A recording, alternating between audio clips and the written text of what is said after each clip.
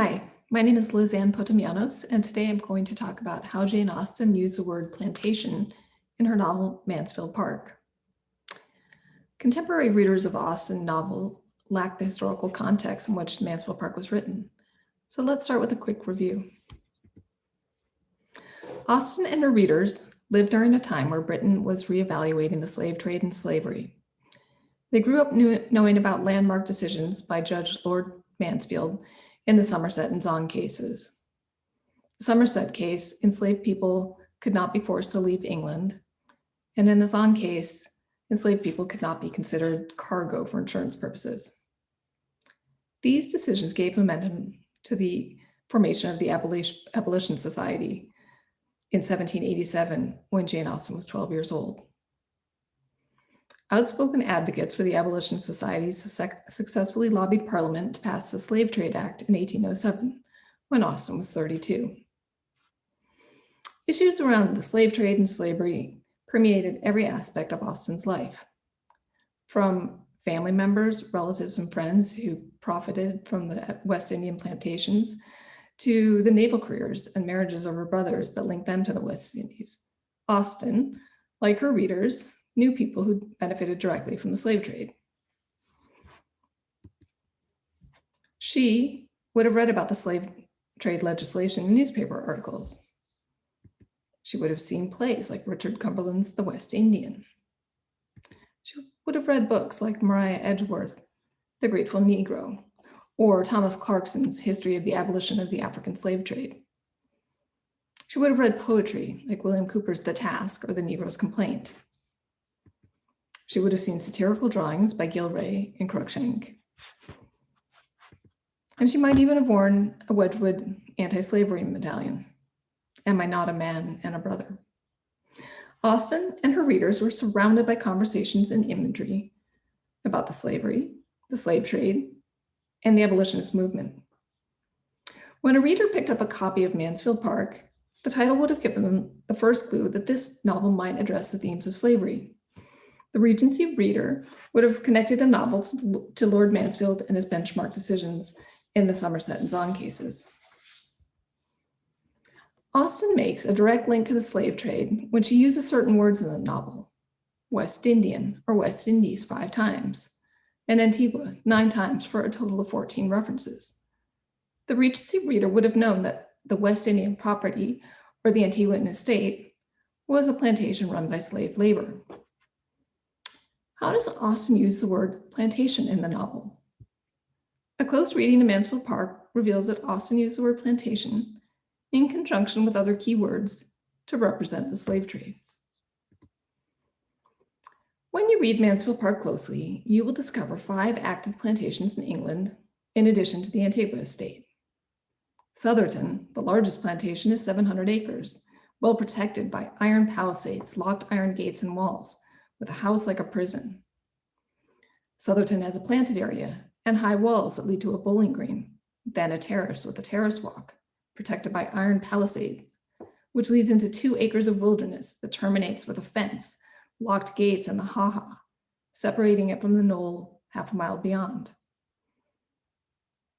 At Mansfield Park, Sir Thomas's first order of business when he returns from Antigua is to reinstate himself in all the wonted concerns of his Mansfield life, to see his steward and his bailiff, to examine and compute, and in the intervals of business to walk into his stables and his gardens and nearest plantations.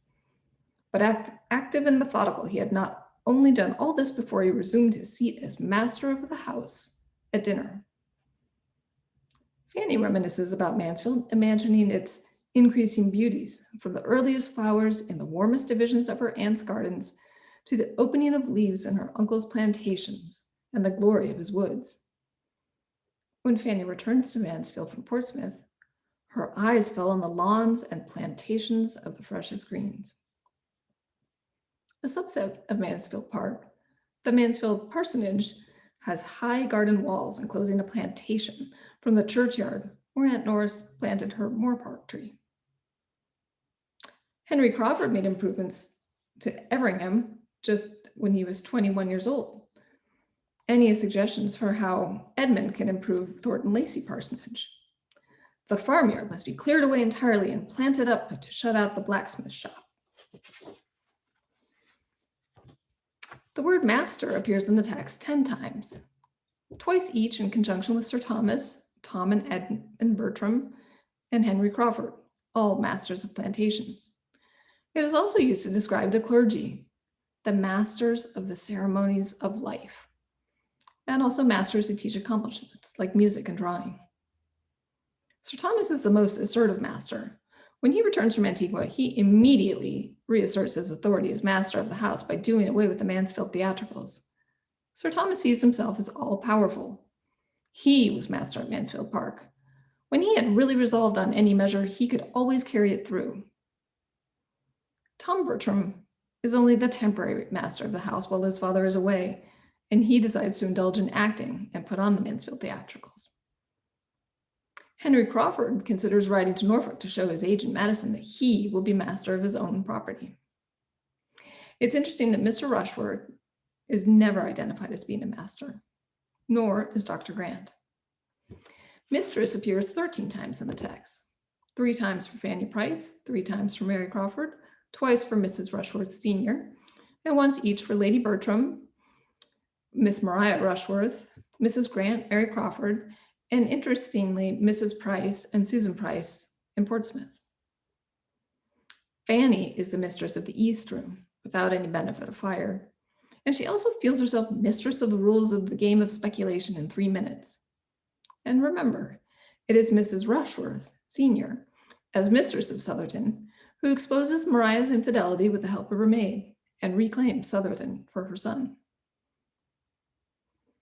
Henry's estate in Everingham has an agent, Madison, and at Norris acts as de facto agent at Mansfield Park. The plantations are protected physically by walls, iron gates, and locks, but also economically through representation in Parliament and tacit support or silence of the clergy. In the 1820s, approximately 50 to 60 MPs had holdings or commercial interests in the West Indies. The West India lobby was the single most powerful interest group in the Common. Sir Thomas is an MP, and it is assumed that he will help Mr. Rushworth become an MP after he marries Maria. Clergymen like Dr. Grant and Edmund Bertram, who benefit from profits of the slave trade, are tacitly complicit. They do not use the pulpit to speak out against slavery. Each of these plantations is further linked to the slave trade through the use of the word West to imply to the reader West Indies, the west front of Southerton, Westminster, where Henry Crawford goes to school, Westminster, where Dr. Grant hopes to be appointed. In the text, there are also several conversations about plants, soil quality, and transplantation.